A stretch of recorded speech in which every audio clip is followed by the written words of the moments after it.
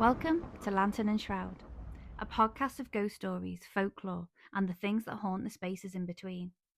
I'm Natalie, and in each episode I'll guide you through these tales, and my husband Gav will bring each one to life through his artwork, available to watch whilst listening on YouTube and TikTok.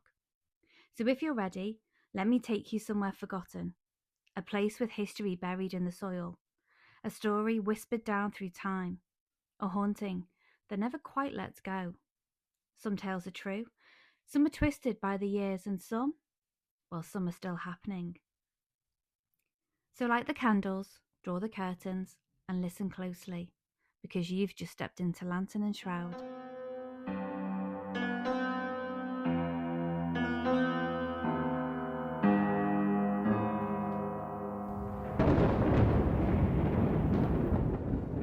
Welcome to Pluckley, a small village tucked into the rolling hills of Kent between Maidstone and Ashford.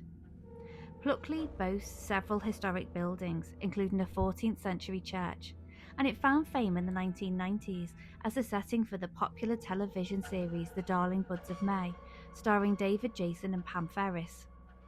By day, it looks like any other English village: quaint cottages, ivy-coloured walls, and lanes shaded by ancient trees.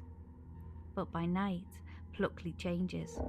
Its silence is heavy, its shadows deep. And within those shadows, they say, the dead still walk. In 1989, the Guinness Book of Records named Pluckley the most haunted village in England. Some say there are 12 ghosts here, others count 16, but all agree Pluckley has more than its fair share of restless souls. 10 of the ghost stories were first recorded by a local man named Frederick Sanders in self-published books on ghost hunting and letters to local newspapers. And even in his memoir, Pluckley Was My Playground, published in 1955. Sanders didn't make up the ghost stories, but instead documented them from local sources, tracing several back to actual events. So tonight, I'll guide you through its lanes, its bridges, its churchyard. We'll meet the dead who never left, and by the end, perhaps you'll understand why Pluckley has earned its chilling reputation. We begin at the very heart of the village, the churchyard of St. Nicholas. This is where Pluckley's two most famous spirits walk. The first is the Red Lady. She is said to be a Daring, one of the oldest families in the village, and for 500 years, the owners of the manor of Surrendon in the parish. She was buried in an oak coffin, inside a lead coffin, and then within 7 more coffins, each sealed within the next. Some say this was superstition, a way to keep her from walking after death. If so, it failed. At night, she drifts among the gravestones, a figure cloaked in deep crimson. In her hand, she carries a small lantern. Swinging gently, its light the colour of dying embers. What does she seek? A child, her stillborn baby, lost long ago, and so she searches still, her grief stronger than the grave. But she's not alone. Inside the church is another apparition, the White Lady. Where the Red Lady glows faint and fiery, the White Lady is pale, spectral, her figure wrapped in mist. Story has it that she was the wife of Lord Daring 500 years ago. She is said to appear in the pews or near the altar, her face hidden beneath a veil. Some claim she was buried in 7 coffins too, as though her family feared her return. Now we move down the lane to Fright Corner, a name earned by blood. Here, in the 18th century, a highwayman tried to make a stand. He hid within a hollow tree, pistols drawn, ready to rob travellers. But the law caught up with him. Cornered, outnumbered, he fought back, putting up a tremendous fight. Blades flashed, pistols cracked, until finally, the highwayman was overpowered and run through, his body pinned to the tree, nailed there by steel. To this day, in the early hours, witnesses see his lifeless body pinned to a phantom tree by a sword. Drivers passing Fright Corner report a dark figure lunging into the road, a cloaked man on horseback, pistols gleaming. Then, nothing. Only the sound of wind in the hedgerows. But if you stop and wait, some say you can hear it again. The clash of steel, the roar of a horse, and a dying man's last scream. At Pinnock Bridge lived the watercress woman, a poor gypsy who gathered watercress to sell in the village. She was a well-known local character, a tad eccentric but harmless. One night, she sat by the water's edge, smoking her clay pipe and drinking gin. The night was bitter cold. She drew her shawl tight and closed her eyes. But as she slept, a spark from her pipe caught her clothes. The flames took her before she could wake. Today, locals speak of a shadowy figure by the bridge, bent double, smoke curling about her. She holds a pipe to her lips, though her face is only a mask of ash. Some say the smell of smoke lingers on the air long after she vanishes. Others tell the tale of a screaming figure surrounded by flames, but in recent years her presence has been described as a faint pink glow in the spot where she was burnt to death. Pluckley once had a windmill, its white sails turning lazily above the fields. It was known as Dickie Buss's Mill, after its last miller, Richard Buss. The mill closed in 1930, and soon after, a storm destroyed it. The sails were ripped down, the building abandoned, but the miller, he stayed behind. On stormy nights, villagers swear they hear the sails creaking again, though nothing remains on the hilltop. And sometimes, silhouetted against the lightning, a man stands where the mill once stood, watching the skies with folded arms. The old brickworks are silent now, reclaimed by weeds, but the ground remembers. In the late 1800s, a worker was caught when the clay walls gave way. Tons of earth collapsed, trapping him alive.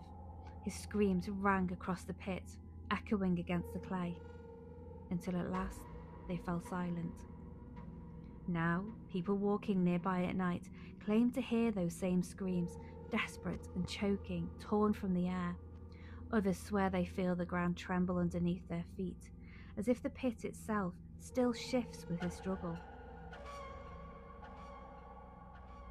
Further along lies Dickie Buss's Lane, where another spirit lingers. After the First World War, a schoolmaster named Henry Martin was found hanged from a tree. His reasons died with him, though some whispered it was grief that drove him to it. At dusk, his shadow was seen swaying among the branches. Others tell of a man walking the lane, book clutched in his hands, eyes fixed on the ground. If you pass through, the air grows bitter cold, and the trees seem to lean closer as if listening. At Rose Court, the roses bloom red as blood, but among them walks a woman who chose death over despair. The Lady of Rose Court fell into a tangled love affair. Betrayed, hopeless, she poisoned herself here in the leaves, and now her spirit drifts among the roses, her sobbing barely louder than the rustle of leaves. Stand here long enough, and you may feel her presence. Some claim to hear the faint clink of a glass, the whisper of her final toast to lost love. At Greystones, once called Rectory Cottage, a monk still walks. He does not wail, or scream, or frighten. He simply appears, silent, watchful, gliding from garden to lane, as if crossing back to the chapel he once served. His presence is calm, but unsettling, a reminder that devotion can linger far beyond the grave. The ghosts of Pluckley are not confined to fields and forests. They enjoy a pint too. At the Black Horse Inn, objects vanish and reappear in strange places. Glasses shift, furniture moves. Landlords say it happens so often they no longer bother to comment. At the Blacksmith's Arms, unseen voices rise in the rafters. Shadows dart across the beams. One landlord swore he felt a hand tug his coat, although no one stood near. Late at night, down Maltman's Hill, comes the phantom of a coach and horses. The sound arrives first, hooves hammering, wheels rattling, the crack of a whip.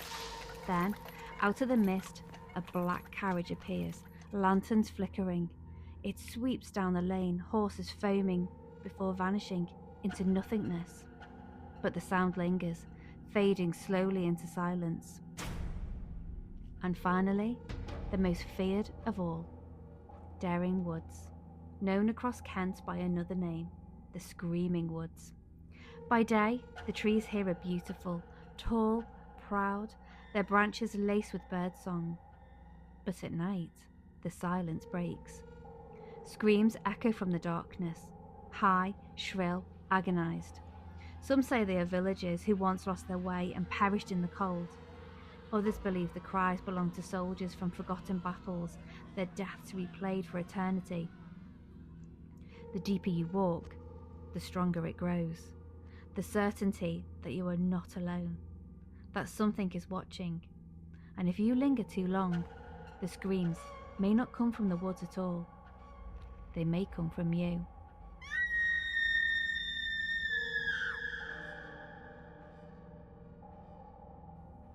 And so, we leave Pluckley. The village sleeps, but its ghosts do not. The Red Lady still searches. The watercress woman still smokes. The highwayman still fights. And the woods still scream. Pluckley is a place where the dead refuse to rest, where grief, love and tragedy echo across the centuries. So if you visit, walk quietly, listen closely, and never ever wander into the woods alone.